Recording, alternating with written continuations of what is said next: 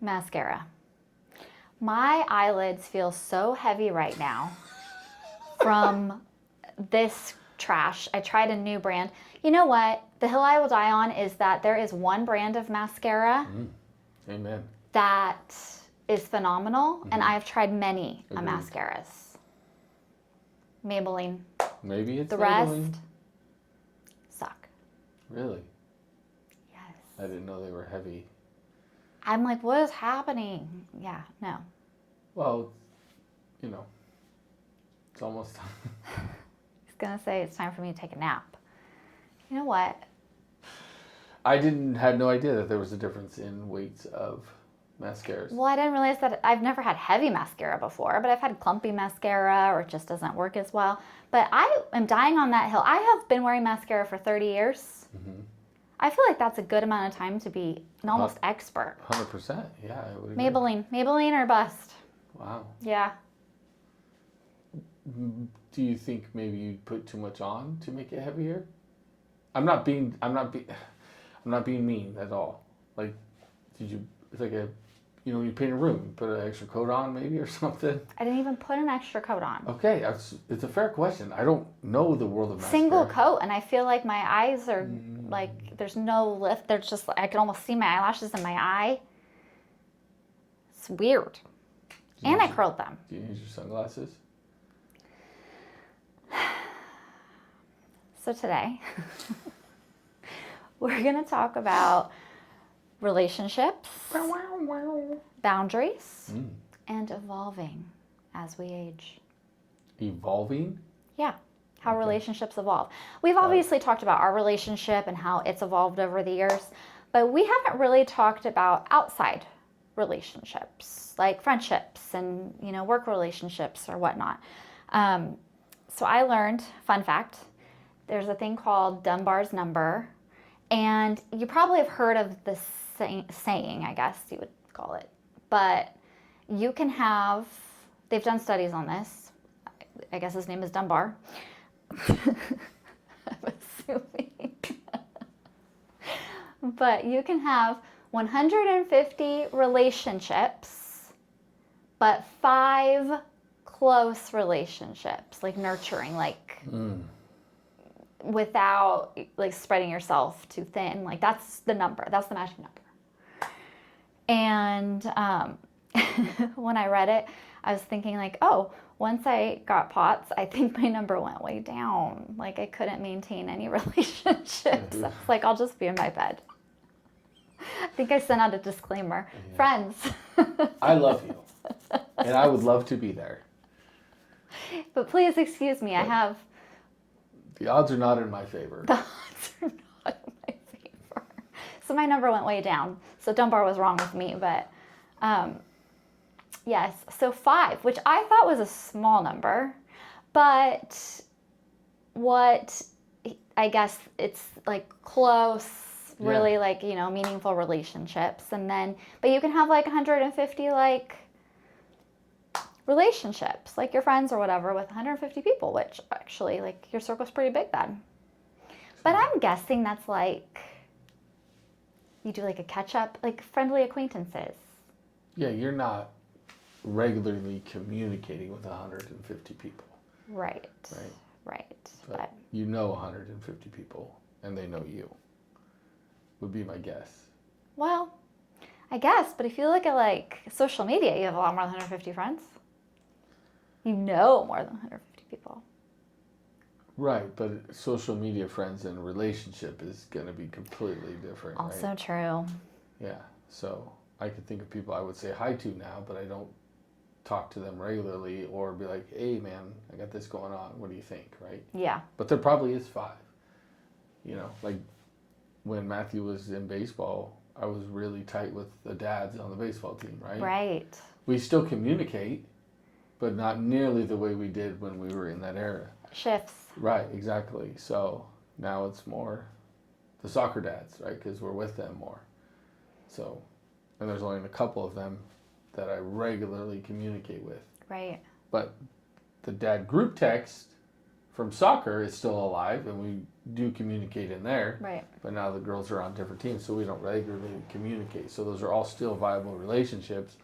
But there's like 2 that I talk to frequently, right? So it does change for sure. Circumstances and age, 100%. probably. And I haven't even gotten into the cheer dads yet, so just wait. But to have another whole group text, probably fantasy football league, the whole 9. Yeah. Who knows? Yeah. So I haven't been out there much or at all. I notice definitely shifts and life circumstances too, like make things change. But I noticed certain relationships, so not just friendships, but even family relationships shift and change over time. I mean, from like when you have babies to your kids get older and you're busier and you're not doing family things as much as you used to, like, you know, not your immediate family, you know what I mean? But I think multiple faceted relationships change as you get older, and yes, circumstances change. But I know for us, it's also an age thing and learning how to create healthy boundaries. Like family, right? We've had to learn to create. Let me explain it this way. I learned this in therapy. Shout out, Lisa. But like you have a fence line, and inside your cute little property fence line and whatever house you want to have, like you make it nice and happy, like your little amazing place. And you're inside the fence line, and there's certain people that you allow in to your cute little gated fence lined area. And then there are people that are outside the fence line. It does not mean that you don't love them or wish them well, but something has either happened or they present in a certain way, characteristics, whatever it may be. Or evolving relationships, right? As you get older, you just don't view things the same way, maybe. You've outgrow the relationship, or there's a falling out, whatever it may be. They are on the outside, and they have to be invited into the fence line.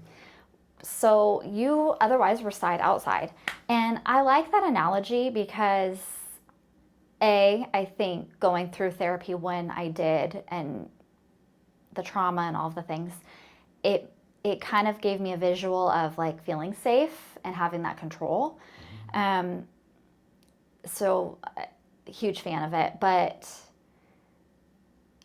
I just thought like the people that I allow into my fence line now is so drastically different than when I was 20. Oh yeah. Like it's crazy. And even in the last 5 years, you know, I used to feel like if I wasn't included in something or if I wasn't invited to something, I would feel like left out. And like, what did I do to you that, you know, like, especially like in the same friend group or whatever it would be, like what could I have possibly done to offend you that you would want to exclude me? Like, this is crazy. Now I'm like, I'm good. Deuces. Like, I'll be here. Please don't invite me.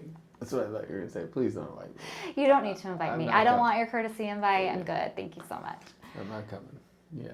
Well, and I think, like, I have become better at seeing people for what they are and who they are, too. If you don't value a friendship with me, it's fine. I don't take it personally. We can have a nice conversation at an event or whatever. And then I'm going home and not even thinking about it, like, oh, that was nice, you know, and leave it. And it's great. But there is, you know, the handful of like friends that I really value and talk to often. And like, those are my peeps. Good. I'm good with that. I don't need a million friends. And I think that, you know, I have such a strained relationship with my family that I always valued my friendships so highly, and they were put into a place of importance and elevated because they were so important to me. And I've noticed recently, probably since I turned 40, I'm just like, yeah, no, I'm good. Which is so funny. It's just not who I was at all. No, it used to matter a lot. Mm-hmm. It would affect you a lot. Yeah, it would hurt my feelings. Like, I would be so hurt. You were also a little more sensitive when you were younger too, right? Yeah. And so you've really found yourself and value yourself for who you really are now. Right. So it's definitely multifaceted for you, you know. And as you mature, you start to see the real ones versus, Yeah. you know, I don't want to say fake because they're not fake people. No. They're just, you learn how to prioritize relationships, and also you kind of find the placeholder for those where they rank in the relationship, right? And so once you figure that out, it's like, oh, that's okay. We are fine. We can be social. We can be cordial. That's great. Yeah. We're not going to be besties. No. And that's also okay. It's okay. Right. So we don't mesh. And I think, you know, maturity and aging too can change. Lots of things can change it. Right. But yeah, I'm like, I like the term friendly acquaintances. Mm-hmm. Like, we're a little more than just acquaintances. Right. Like, we can totally hang out and have a great time in a group or whatever. But you're just not necessarily my cup of tea. Right. Well, and that's okay. Like, I'm not calling you or having side conversations with you or, like, we are not close. But I know you. Mm-hmm. Yeah, we've had to do that with friends and family. Yes. Right? Which was very challenging in the beginning. Family especially. Mm-hmm. And sometimes you have to remove them from your fence line in order to even invite them back in. Mm-hmm. Like, I have to take time out right now. And knowing that that's okay, even if it causes some drama at the time. But I think for me, like, I really work on this kindness in truth. Like, I can say how I feel, but I have to try to work on being kind about it. Yeah. Because it's still, like, I'm entitled to my feelings. Mm-hmm. And I should be able to explain it, especially to your friends or family. Like, I should be able to express myself as long as I'm doing it in a kind way. I'm not being offensive to you or, like, this is what I need right now. Right. You may not understand it, but you don't have to, right? And I think you see then, too, what your value is to them. Yeah. Pretty quickly. And sometimes you have to renegotiate your relationships with friends and family because of protecting, you know, our family. Mm-hmm. And that has been, especially like as our kids were are older too, like in their earlier teenage years, we had to take a step back from a lot because it became so overwhelming. And I remember that, like, we need some memories, just us five. We need a moment to breathe, just us five. And I will never regret that. Like, those moments of us just like, nope, we're going to just go do this with the five of us and disconnect, are some of my favorite memories with our kids. So I just went on a tangent a little bit. Sorry. It's okay. That's what this is. That's what we're here for. I was just thinking in my head while you're talking, there's, you know, the one family we never needed a break from? It's the Aborginas. But I miss them. I know. They moved away. Not far. But it changed. It changed. It changes the dynamic when you're not practically next door. Yeah. But you're right. They were, I have to say, I loved raising my kids with them. Yeah. Right. When our kids were little, because they were the same age, Mm-hmm. And you and Katie would just yell at us. And we were very similar. Yeah. And our kids, you know, it was just easy.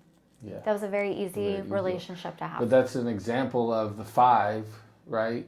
Super close to now, for sure still in the circle, but not nearly as close as we once were, right? Life changed, circumstances changed, right? But I know if I needed something, I could reach out to them, right? And vice versa, right? 100%, so, yep. That's just a product of the kids growing up, distance, life choices, right? Kind of just change dynamics. But to the core of it, it would be 100%. We could sit down with them and have a real conversation. And a great time. Yeah. And like a no great time had passed. Yeah.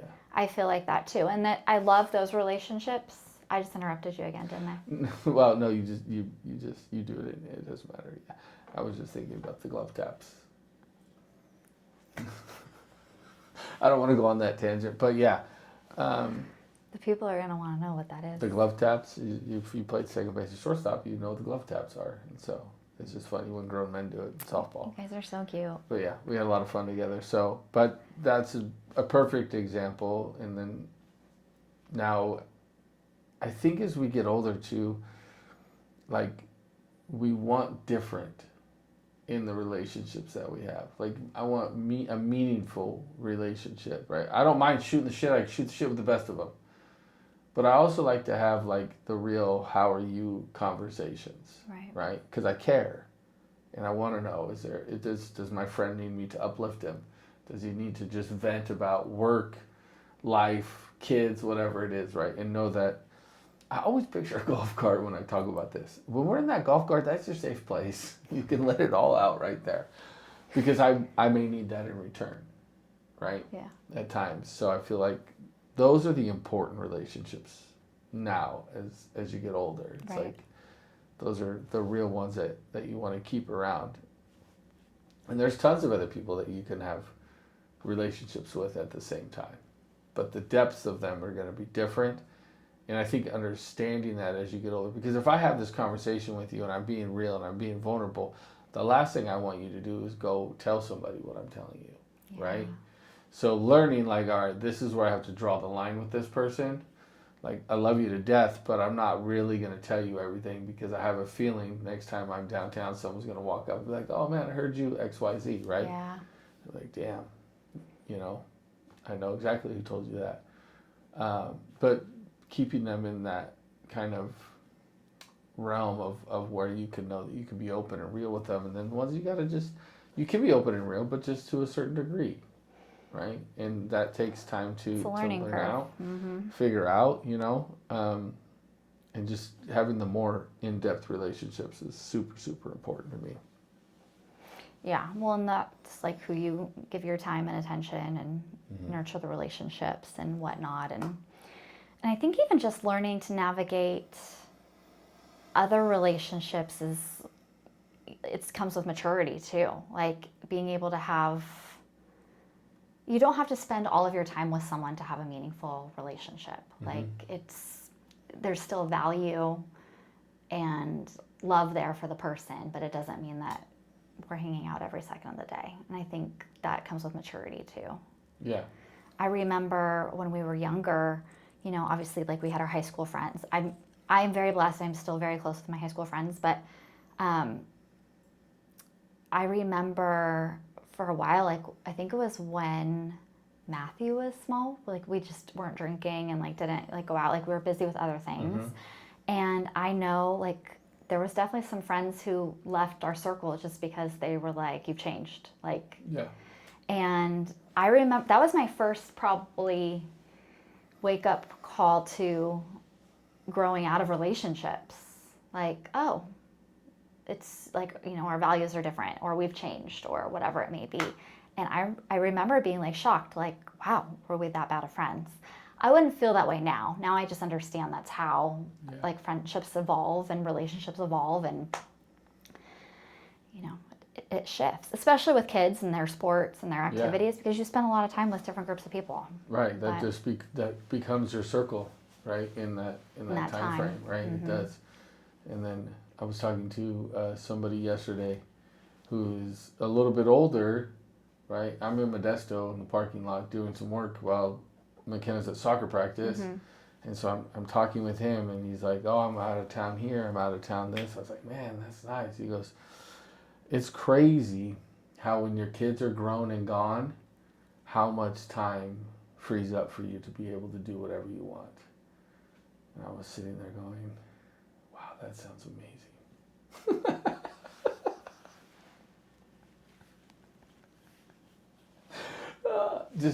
Just kidding, kinda. But we're in completely different seasons of our life, right? So we try to connect every once in a while, but he did reach out after the accident too to check in on McKenna. But like the day-to-day, the weekly is like, we're not going to be able to mesh because of our seasons of life are completely different. Your kids are grown and gone. We're in the thick of it, right? Like, but that's also a good friend to have because you've gone through it, you've done it, you've experienced it. I can come lean on your shoulder if I need to. I can ask you questions. How did you handle this? How did you go about that? What happened when your kid first moved out? How did that change the dynamic, right? I can have those real conversations with you too. So those friends are good to have. Yeah. But life circumstances don't dictate that you will be able to spend a lot of time with that person too. Right. So.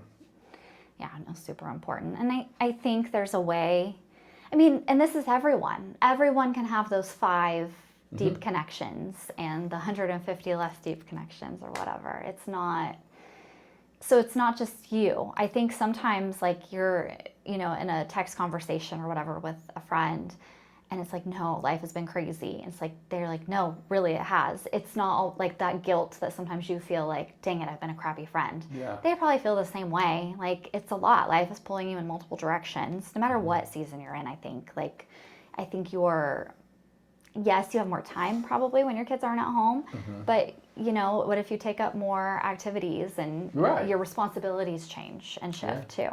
And your friends probably shift and change too then, right? Like you kind of pick who you stay really close with from every different season, and you have like a modge podge of really good friends, I guess.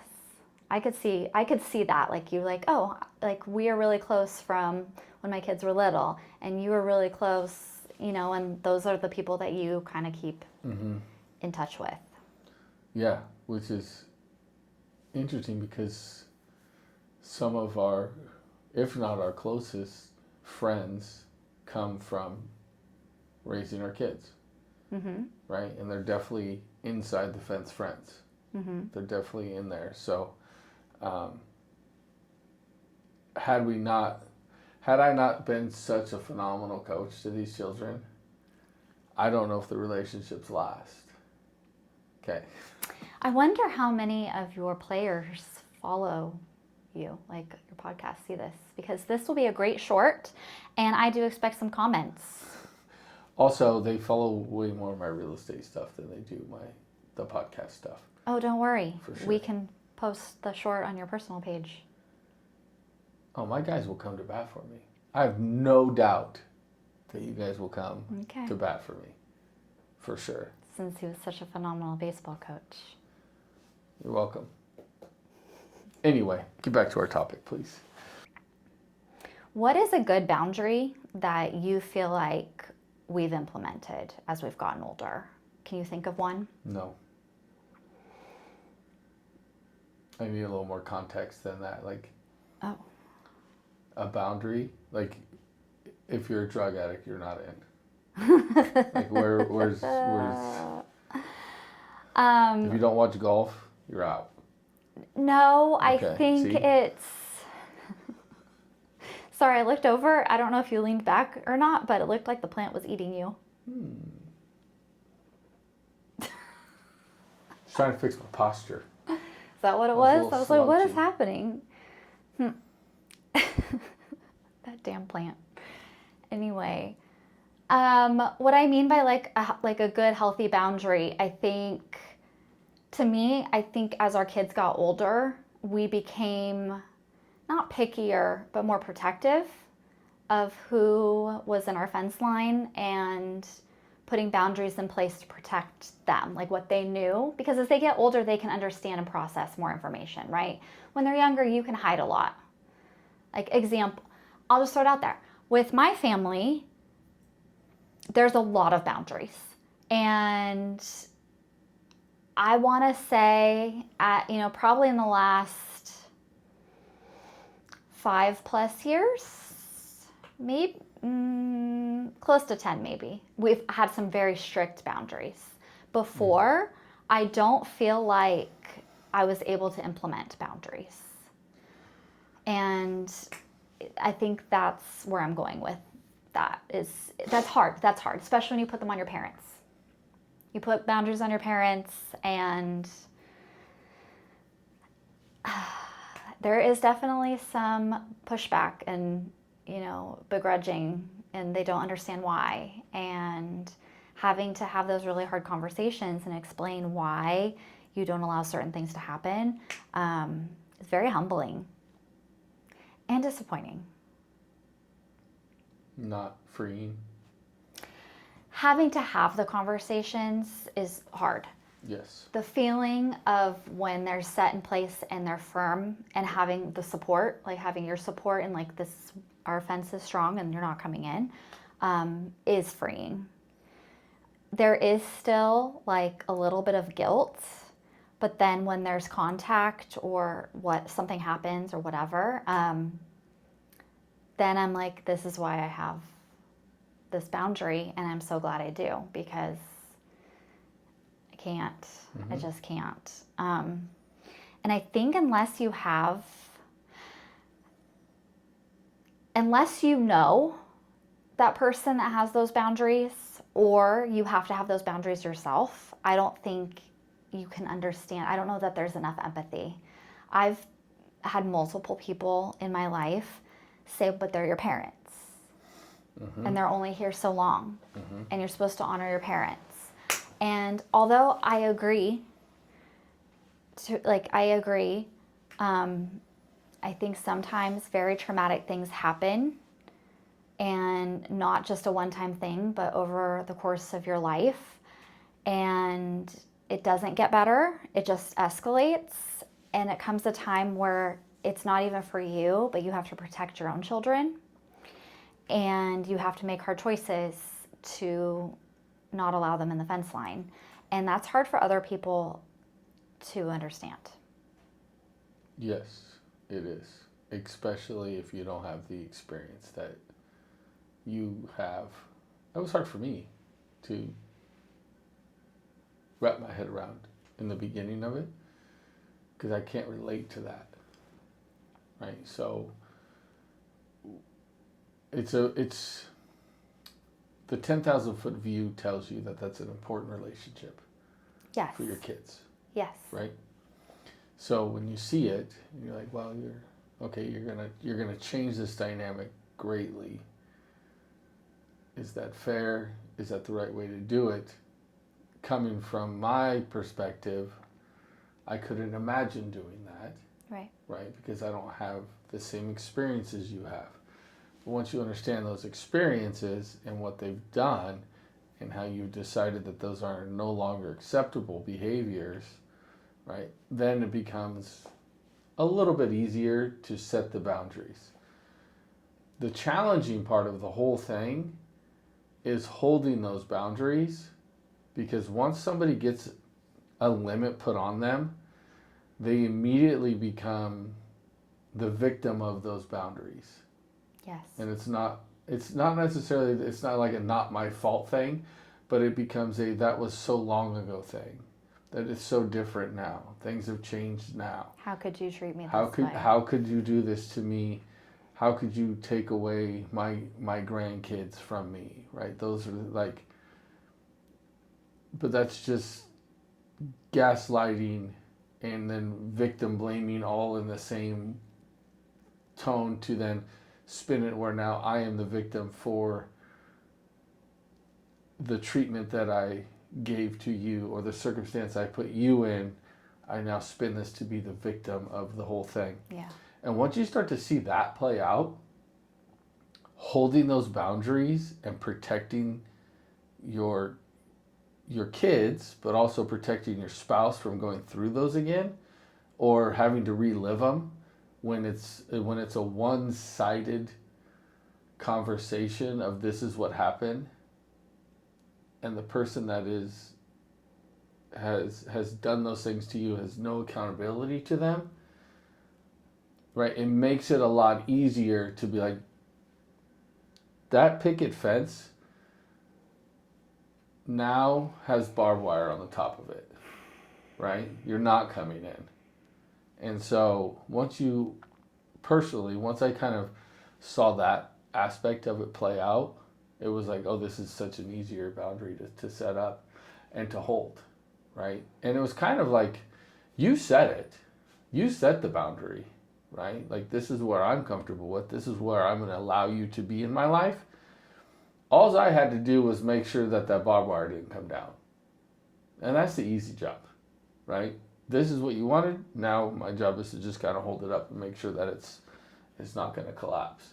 And if it does, right? If they are allowed back in, and we change the boundaries and we make more accessibility to our family and to our kids, and we're doing it in the right way, that it's not just empty words, and that you're not being manipulated into thinking something is different than what your actual experience was.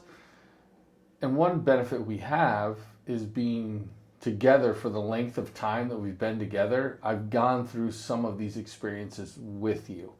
Yeah. It hasn't happened to me personally, but I have seen them happen. And so it's like I can remind you of this is why, or remember when. And not to say that those boundaries stay forever, right? Because it would be great to break those boundaries and lower those fences and allow people into our side again. But it has to be a lot of work on the other side first, until you can prove that this is actually real and not a facade, and not that you need something, want something, right? That you're actually a changed person per se, to get back into them. So my role has been very just supportive, right? But it also makes it easier for me to be like, hey, I don't want you on my side of the fence either. Not geared towards your family, but to anybody now. It's like, okay, we understand how this game works. We've figured out what it looks like to be on our side of the fence in our beautiful front yard with our amazing front porch. And to be in here, you have to mean something. And it has to be real and it has to be authentic. And if it's not, neither one of us now have a problem to remove you in kindness, in truth, and to love you from a distance. Yeah. Right? And that's taken a long time. Building that fence is freaking hard. Building that fence is hard. And devastating, really, yeah. Because you have to admit to yourself that there is a serious problem. Like, I do not take where my relationships are lightly. Like, they've taken their toll. Like, it's broken me down, and I've had to build back up. And you have to build that fence, and it's hard, especially when you're putting someone on the other side of the fence that is supposed to love and support you and be your number one cheerleader and walk through life events with you. And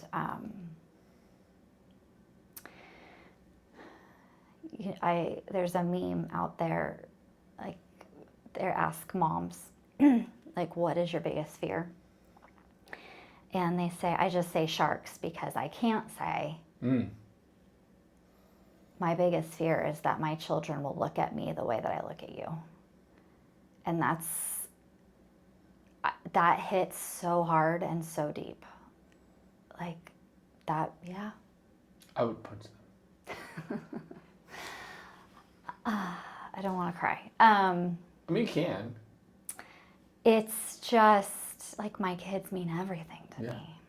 And that is my most important job, is to be their mom. And I take that so seriously and personally, and I guess I am the mom to my children that I needed.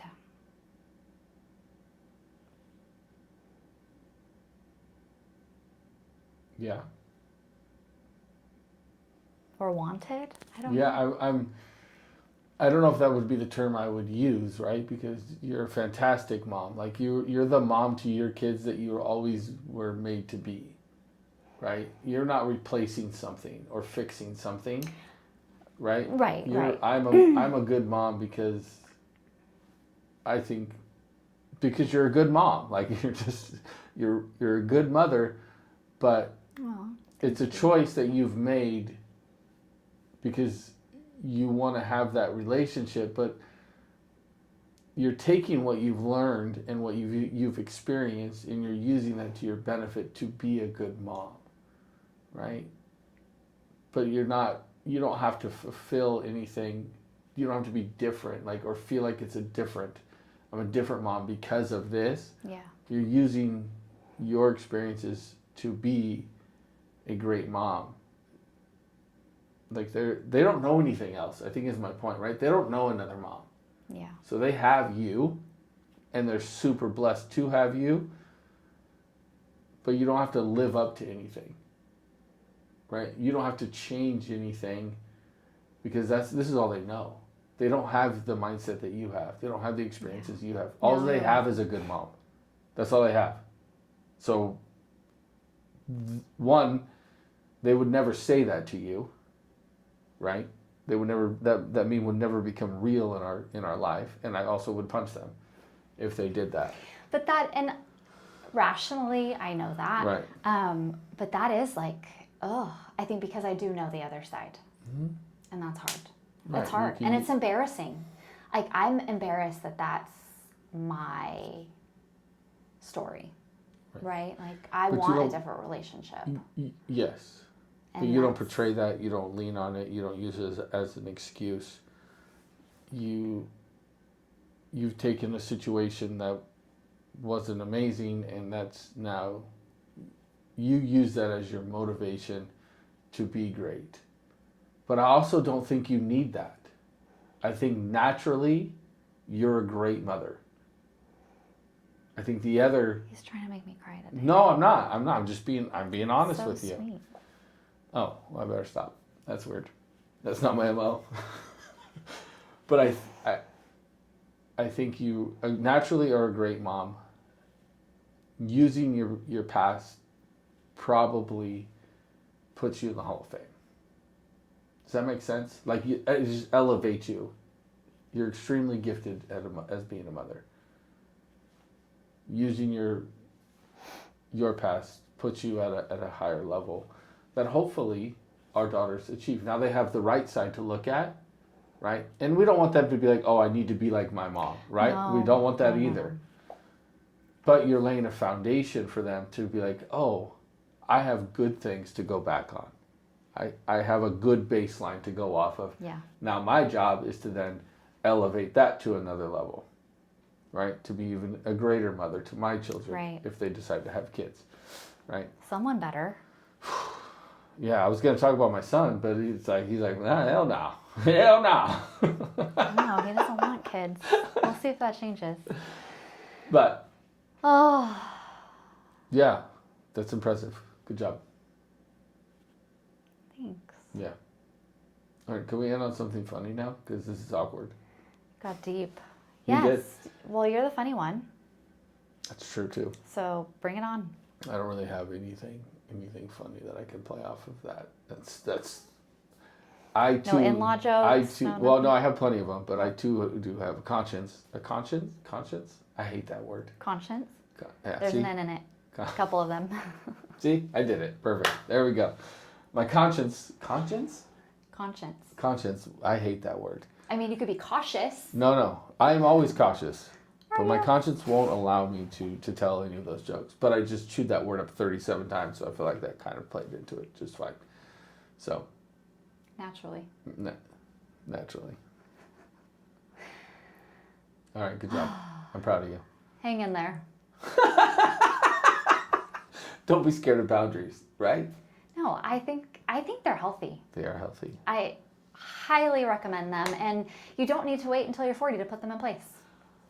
Also, don't be scared of therapy, because this is why I always say shout out to Lisa, because without that foundation of her, like, therapy saved me. I think, well, I mean, it's more Jesus that saved you, but yeah. Well, without saying Jesus saved me, I think therapy helped me with giving me tools to help myself. And pulled out who you were the whole time and allowed you to be that person. So that's why I always say shout out to Lisa, because I think she's done phenomenal work in both of our lives, and I've never sat down with her one-on-one. So just vicariously through you, and every once in a while she would yell at me on those Zoom. But those are my favorite ones. so anyway, she's so I highly recommend it. I'm a firm believer in therapy. But we love you guys. We appreciate you all Thank you so much for watching, listening. Please leave us a review if you're on audio, if you're on YouTube. She didn't cry, so you don't have to watch for her to be crying on YouTube. That was kind of a tear. She held it together well. That was So rough. we appreciate you guys. Share this. Hit us with some comments. And as always, we will catch you guys on the next one.